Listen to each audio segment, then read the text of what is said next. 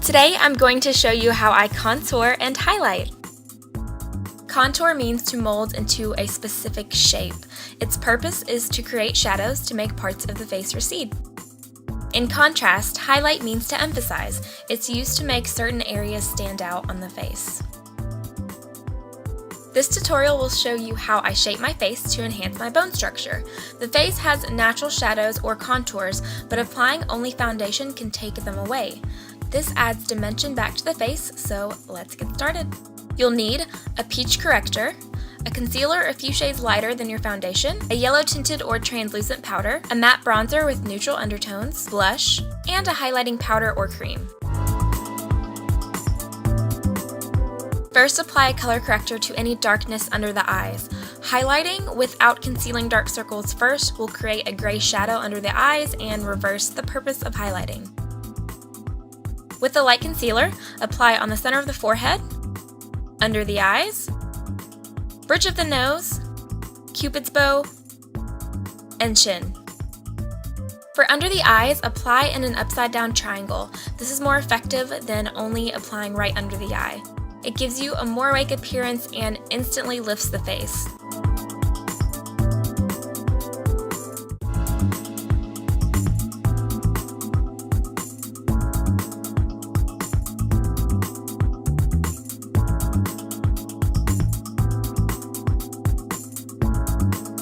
Now I'm blending everything out with the Beauty Blender, which is my favorite tool to use for concealer.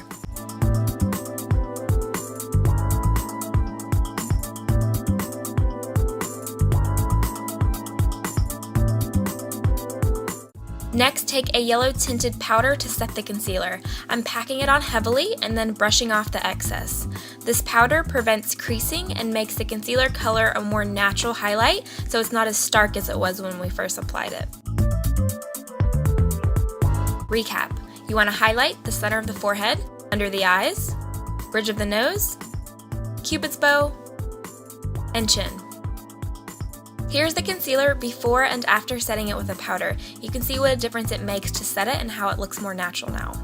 To contour, focus on the hairline, temples, nose, cheeks, and jawline. The rule of thumb is to go from the top of your ear and stop before the center of your eye if you want a more natural contour. I'm using a brush with small and slender bristles and starting at the hairline. This will give us a defined line that we can go back and blend out. I'm using a L'Oreal True Match Face Powder 2 shades darker than my foundation to contour. You want to stick with a bronzer that is matte with no shimmer and has neutral or gray undertones. That way it replicates a shadow and looks more real than a bronzer that's more orangey. Then I'm taking a Sigma F05 and I'm building up the bronzer and blending it out. Using small circular motions will help buff the product. Make sure you slowly build it up because it's easier to add more product than have to remove it. I'll list all the products that I use in the description bar.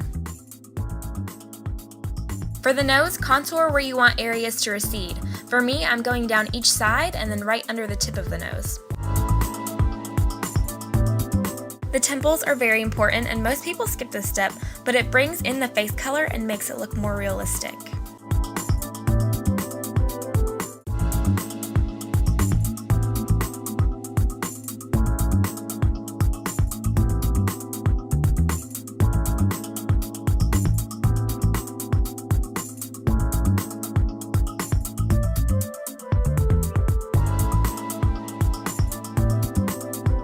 Recap.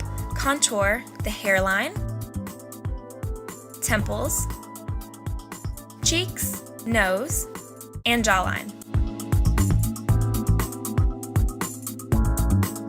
For blush, you want to place it right above the contour, focusing at the hairline. If you want your face to appear more round, then apply blush to the apples of your cheeks only. After I apply, I flip my brush and make sure the bronzer and blush are blended together. You shouldn't be able to see a distinct line between the colors. Reverse contouring is a little trick I always do. Apply a tiny amount of concealer under your cheek contour for a more defined Kim Kardashian line. This also helps if you blended your bronzer too far down your face.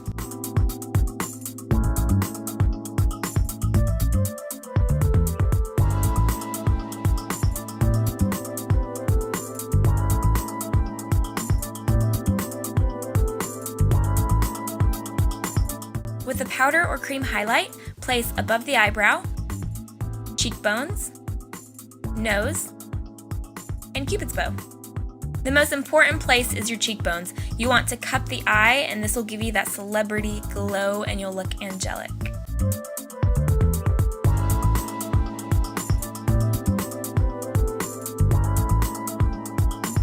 Applying highlight on the Cupid's bow creates an illusion of fuller lips, so I always do this as well. Look at the difference contouring makes.